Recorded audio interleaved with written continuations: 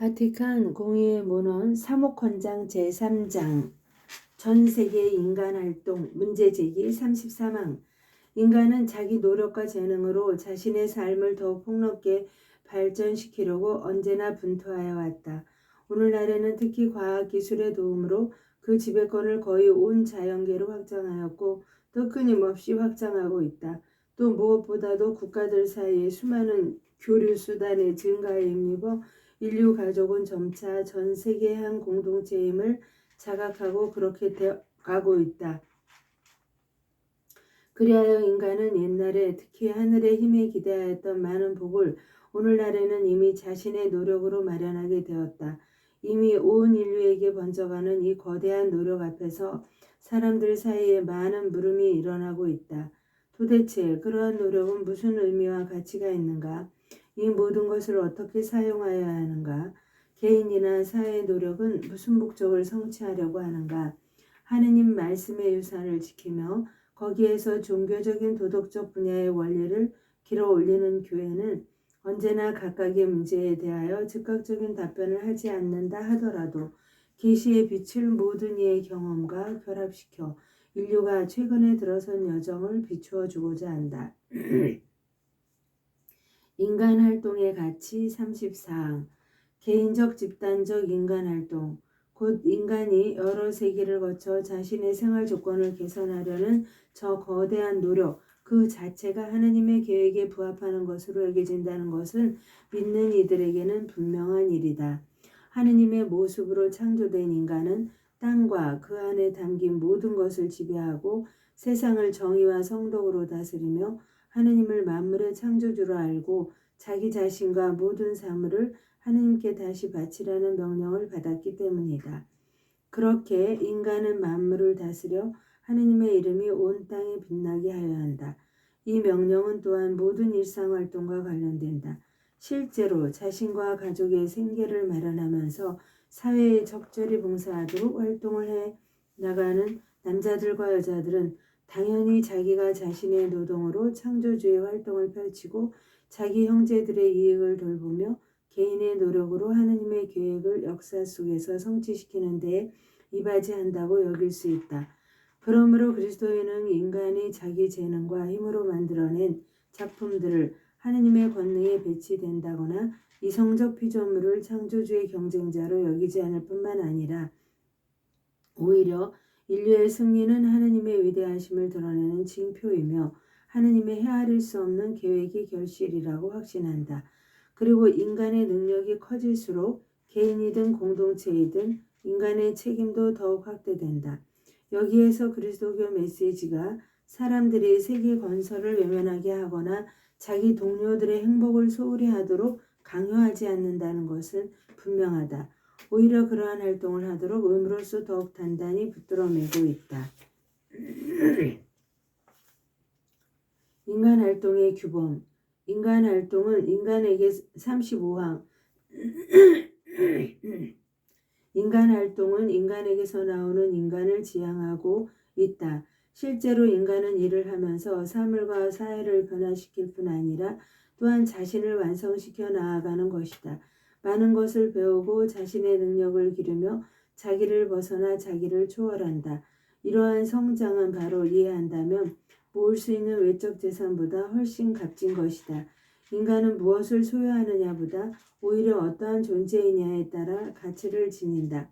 마찬가지로 더 큰 정의, 더 넓은 형제의 사회관계에서 더 인간다운 질서를 확립하려고 하는 인간의 모든 행동이 기술의 발전보다 더 많은 가치를 지니고 있다.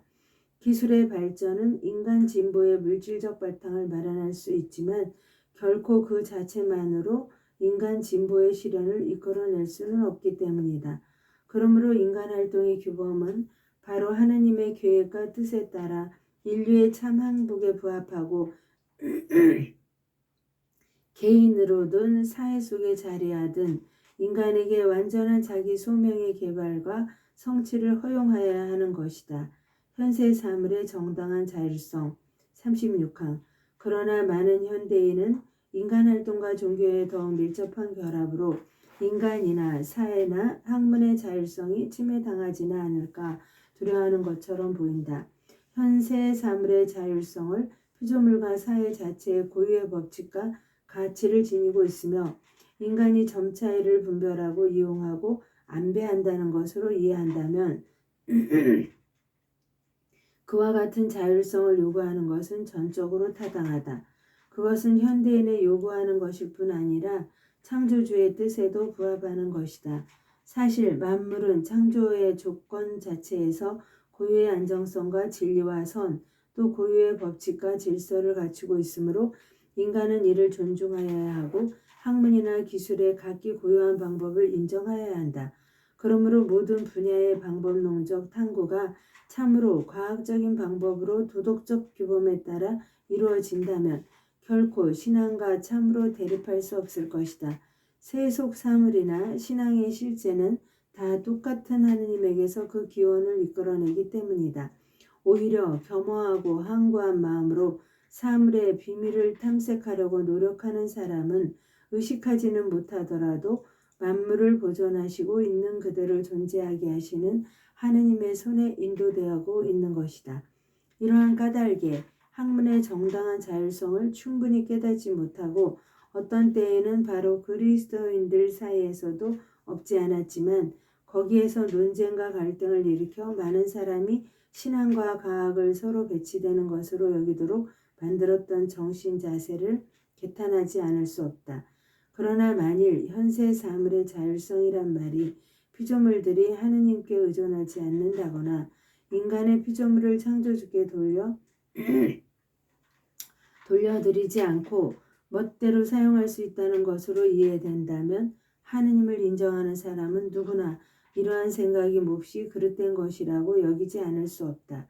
창조주가 없으면 피조물도 없어지기 때문이다. 그리고 또 어떠한 종교이든 모든 신앙인은 언제나 피조물들의 언어 안에서 창조주의 현현과 목소리를 들어왔다. 더욱이 하나님을 잊어버리면 피조물 자체도 이해할 수 없게 된다.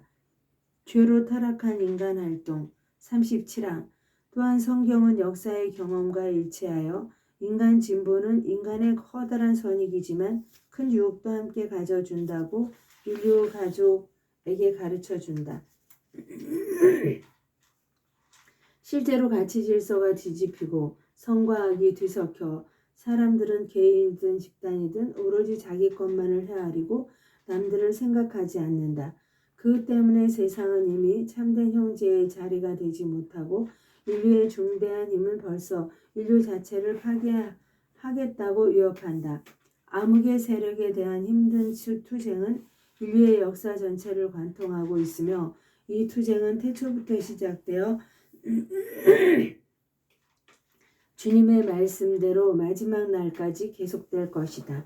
이 투쟁에 뛰어든 인간은 선을 고수하기 위하여 끊임없이 싸워야 한다. 하느님의 도우시는 은총과 커다란 노력이 없으면 자기 자신 안에서 통일을 이룰 수 없다. 그러므로 그리스도의 교회는 하느님의 계획을 신뢰하며 인간 진보가 인간의 참 행복에 이바지할 수 있다고 인정한다. 그러나 현세에 동화되지 마라. 로마서 12장 2절 하신 사도의 말씀을 되풀이하지 않을 수 없다. 곧 하느님과 인간에게 봉사하도록 안배된 인간 활동을 죄의 도구로 변질시키는 저 허영과 악의에 찬 정신을 따르지 말라는 것이다. 누가 저 불행을 어떻게 극복할 수 있느냐고 묻는다면 그리스도인은 그릇된 자기 사랑과 오만 때문에 날마다 위험을 겪고 있는 인간의 모든 활동을 그리스도의 십자가 부활로 정화하고 완성으로 이끌어 나가야 한다고 고백한다. 그리스도께 구원을 받고 성령 안에서 새 사람이 된 인간은 하느님께서 창조하신 피조물들을 사랑할 수 있고 또 사랑하여야 한다. 하느님께 그 피조물들을 받아 이를테면 하느님의 손에서 나오는 것으로 여기고 존중하여야 하기 때문이다.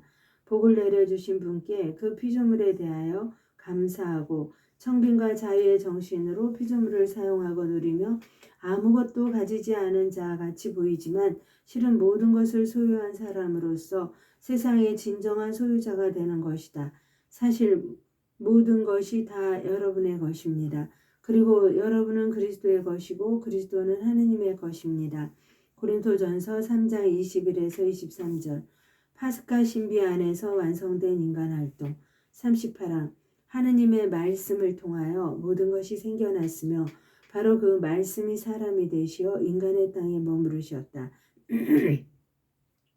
하느님의 말씀은 완전한 인간으로서 세상의 역사 안으로 들어오셨고 그 역사를 당신 안에 받아들이시어 새롭게 재창조하셨다. 그분께서는 우리에게 하느님은 사랑이시다. 요한일서 4장 8절 하고 알려주시며 또한 인간 완성과 세계 개혁의 근본 법칙은 사랑의 새 계명이라고 가르치신다. 따라서 하느님의 사랑을 믿는 이들에게 사랑의 길은 모든 사람에게 열려 있으며 보편 형제를 이룩하려는 노력은 결코 헛되지 않다는 확신을 가지게 하신다. 동시에 이 사랑은 중대한 일만이 아니라 먼저 일상의 생활 환경에서 힘써 실천하여야 한다고 권고하신다. 우리 모든 죄인을 위하여 죽음을 겪으시며 당신 표양으로 평화와 정의를 추구하는 사람들의 어깨에 육신과 세상이 쥐어주는 십자가도 져야 한다고 우리를 가르치신다. 당신 부활로 주님이 되시어 하늘과 땅의 모든 권한을 받으신 그리스도께서는 당신 성령의 힘으로 사람들의 마음속에서 이미 활동하고 계시며 다가올 세계에 대한 열망을 불러일으키실 뿐 아니라 그 열망으로 인류 가족이 자신의 삶을 더욱 아름답게 인간답게 만들고 온 땅을 이 목표에 이르게 하려는 간절한 희망을 일깨우시고 정화하시고 북돋워 주신다. 그러나 성령의 은혜는 여러 가지다. 어떤 사람은 천상 생활에 대한 열망을 명백히 증언하여 인류 가족 안에 그 열망을 생생하게 간직하도록 부르시고 또 어떤 사람은 인간들을 위한 현세적 봉사에 헌신하여 이 봉사로 하느님 나라의 바탕을 마련하도록 부르신다. 마침내 성령께서는 모든 사람을 해방시키시어 자기 사랑을 버리고 지상의 모든 힘을 인간 생활로 끌어들여 인류 자체가 하느님께서 기꺼이 받으시는 제물이 될 미래를 향하여 성장하게 하신다. 이 희망의 보증과 노자를 주님께서는 당신 제자들을 위하여 저 신앙의 성사 안에 남겨주셨다. 이 성사 안에서 인간의 손으로 가꾼 자연 요소들이 영광스러운 성체와 성혈로 변화된다. 이 성사는 형제적 친교의 만찬이며 천상잔치를 미리 맛보는 선취이다. 새하늘과 새 땅과 새하늘 39항. 우리는 땅과 인류가 완성되는 때를 모르며 우주 변혁의 방법도 알지 못한다. 죄로 어지러진 이 세상의 모습은 반드시 사라진다. 그러나 하느님께서 정의가 깃들이는 새로운 집과 새로운 땅을 마련하시리라는 가르침을 우리는 받고 있다. 그 행복은 인간의 마음속에서 솟아오르는 평화의 모든 열망을 채우고 또 넘칠 것이다. 그때 죽음은 패배하고 하느님의 자녀들이 그리스도 안에서 부활할 것이며 허약하고 썩을 몸에 숨겨진 것이 불멸의 옷을 입을 것이다. 사랑과 그 업적은 남을 것이며 하느님께서 인간을 위하여 창조하신 저 모든 피조물이 허무의 종살이에서 해방될 것이다. 사람이 온 세상을 얻고도 자기 자신을 잃어버리면 무슨 이익이 있겠느냐 하는 경고를 우리는 듣고 있다.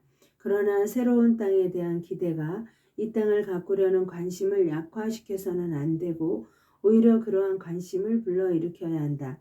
이 땅에는 이미 새로운 세계의 어떤 밑그림을 제시하여 줄 수 있는 저 새로운 인류 가족의 몸이 자라고 있다. 따라서 현세의 진보는 그리스도 왕국의 발전과 신중하게 구별되어야 하지만 그 진보가 인간 사회의 더 나은 개선에 이바지할 수 있는 그만큼 하느님 나라의 커다란 중요성을 지닌다. 인간의 존엄과 형제적 친교와 자유의 가치들, 곧 우리 본성과 노력의 훌륭한 열매인 이 모든 것을 우리가 주님의 성령 안에서 주님의 명령에 따라 지상에 널리 전파한 다음 그리스도께서 성부께 보편되고 영원한 나라, 진리와 생명의 나라요 거룩함과 은총의 나라이며 정의와 사랑과 평화의 나라를 돌려드릴 때 모든 때를 씻어버리고 찬란하게 변모된 그 가치들을 다시 찾게 될 것이다. 이 지상의 그 나라는 이미 신비로이 현존하며 주님께서 오실 때에 완성될 것이다. 하느님의 영광을 하여 성모님과 함께 감사드리며 보온하나이다.